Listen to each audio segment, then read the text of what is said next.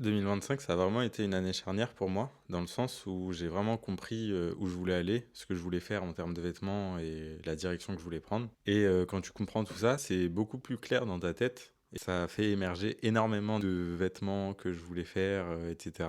Quand je suis allé en vacances cet été, bah, j'ai mis ça sur un papier, j'ai commencé à dessiner tout un tas de vêtements que je voulais sortir et je me suis retrouvé avec pas mal de trucs. Du coup, je me suis demandé qu'est-ce que je pouvais en faire. J'ai pas mal réfléchi à tout ça. Et au fil du temps, il y a une idée qui a émergé. Je me suis dit, ce serait pas mal de faire un vêtement par mois.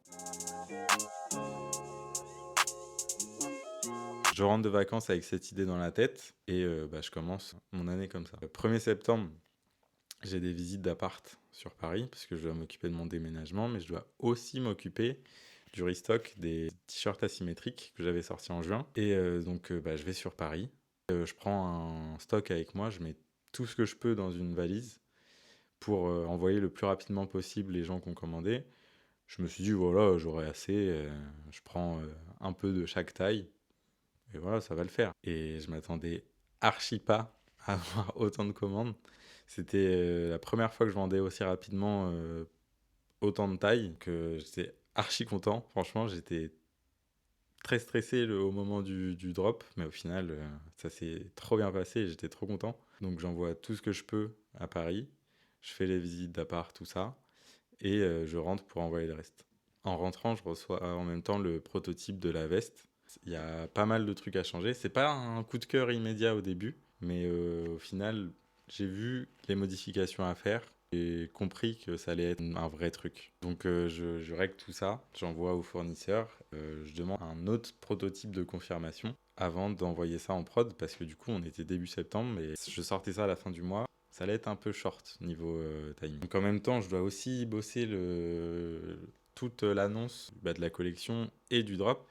Et je suis très nul en communication. Moi, je fais tout moi-même et c'est compliqué. Je me suis dit que j'allais sortir des vidéos pour créer un peu une ambiance et surtout donner une personnalité aux vêtements. Et j'avais cette idée de faire une vidéo à chaque sortie de vêtements. Je voulais écrire un texte moi-même à propos du mois de septembre. Là, le mois de septembre, c'était le mois des longues nuits, la traduction. Donc tout ça, ça m'a inspiré pas mal de choses. J'ai écrit un texte là pour annoncer la veste sur Insta. Et du coup, j'ai demandé à un japonais qui me lise le texte, tout simplement. C'est pile comme ce que je veux. 長月夜の長い月夏のざわめきを消し静けさを残す Et on a tourné une vidéo. Je continue pas mal d'allers-retours aussi sur Paris pour des visites, m'occuper de mon déménagement, tout ça. Et là, j'avais reçu un message d'un fournisseur d'Alibaba qui me disait qu'ils étaient à un salon de textile sur Paris. Donc je me dis, vas-y, pourquoi pas. Ça peut être un moyen de découvrir d'autres fournisseurs et voir un peu ce qu'ils font et les rencontrer en vrai. Peut-être qu'ils peuvent faire des prix, on sait jamais, tu vois. Donc voilà, en attendant d'y aller, je traîne un peu sur Paris. J'en profite pour manger un peu, prendre des inspirations et vraiment beaucoup d'inspirations. Des marques japonaises, Dover Street Market, comme des garçons, Sakai, beaucoup de Sakai là. Ils font pas mal de choses avec les zips asymétriques, tout ça. Et voilà, beaucoup d'inspiration. J'ai beaucoup aimé le maire. J'aimerais bien, dans le futur, pourquoi pas, avoir un magasin aussi. Donc je prends un peu des idées un peu partout.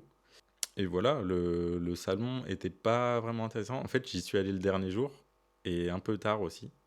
Donc ça a remballé, hein. En Chine, il y avait beaucoup d'entreprises de partout. Il y avait Inde, Turquie, Chine, beaucoup. Et en soi, j'ai pas vu grand monde parce que bon, j'y suis allé un peu tard, hein. Après ça, je reviens chez moi. On prépare un peu le drop. J'ai fait toute une image avec les mois en japonais écrit sur un tableau.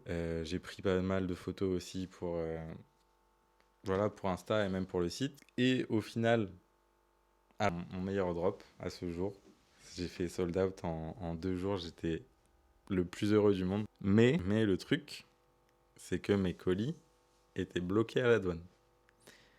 Donc là, j'étais content que très peu de temps parce que j'ai dû passer au moins 2 jours à me battre partout avec UPS. En fait, ils voulaient pas me dédouaner mon colis si je donnais pas un numéro d'importation. Chose que j'ai pas parce que je suis encore en mode auto-entrepreneur là, donc j'ai pas ce numéro qui est destiné aux sociétés. Donc j'ai dû appeler partout pour avoir ce numéro. Et ouais, au final, ça s'est arrangé, heureusement, mais du coup, j'ai pris pas mal de retard pour la livraison, donc j'étais dégoûté. Je reçois et j'envoie le jour même, tout le jour même. Et voilà, on se donne rendez-vous pour le mois prochain, du coup. Et voilà, hein, dites-moi si vous voulez voir d'autres choses. Je vais peut-être faire des vidéos où je parle de mon expérience. J'ai pas envie de faire une chaîne en mode conseils pour créer sa marque de vêtements. Je veux juste parler de mon expérience à moi. Dites-moi si ça peut, je sais pas, vous intéresser ou quoi. Et voilà, à la prochaine, hein.